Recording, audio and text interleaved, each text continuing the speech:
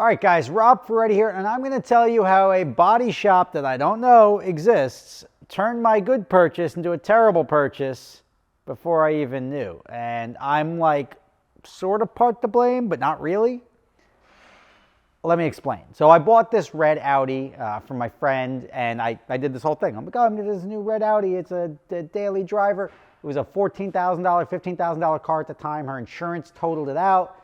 Pretty minor fender bender in the front. Nothing. The car was perfectly drivable.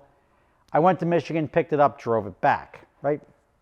The insurance buyout on the car was like $4 grand, I think, around $4,000 or so. I don't remember the exact amount. But I was like, oh, great. Like, I'll fix this thing for $2,000. I'll be into it for $6,000. I'll be driving a $14,000 car for $6,000. I'm not, because things went sideways. And what do I mean when things went sideways? I was driving the car home, and I was driving out of there. I put a little headlight in there, so we were all good. It was totally functional. Turned the corner. I'm like, oh, I just drove over something. I look in the rearview mirror, and I'm like, interesting. And I get out, and you get this. Just heard like a whomp. What the hell was that? What did I just drive over? It's a newly paved road. And I look in my rearview mirror, and I start backing up. I think I just pulled a wiring harness out of the car. Oh boy, that's the problem when you drive cars that are already broken. Yeah, oh yeah, it looks like it belongs. I attached to this one. Yep. All right. Well, so that's what happens there. That's what that looks like. These lights now are all a result of that. So, yeah, that repair just got much more expensive. Somehow, and I figured out how, the body shop doesn't have to take a car apart, right? But if you want to get a car totaled, if they want to total a car, their body shop works like this. They do an initial estimate, right? You bring in your car, I crashed my car. They look at it and like, all right, yeah, it's probably $18,000. They write the stuff they can see. And if it's anything close to a total, they have to take it further apart. And if it gets totaled out, then they don't care what happens to it. Otherwise, they repair it, and then they do whatever they do. If there's a second round of estimates, right? So say they say it's not going to be totaled. So here's your $7,500, and then the body shop fixes it, and then they issue something called a supplemental invoice, which is, this is what we knew about. This is the supplement, and the supplement's pretty common in the body shop world, that there's a second estimate attached to the estimate.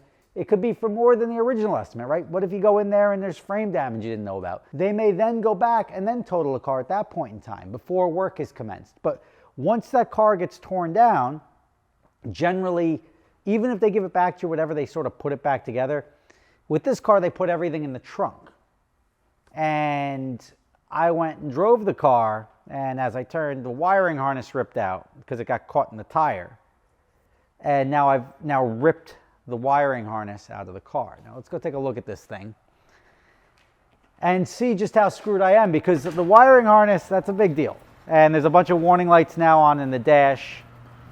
This is one of those things. Let me grab the key. Don't look at my code. Don't even do dear.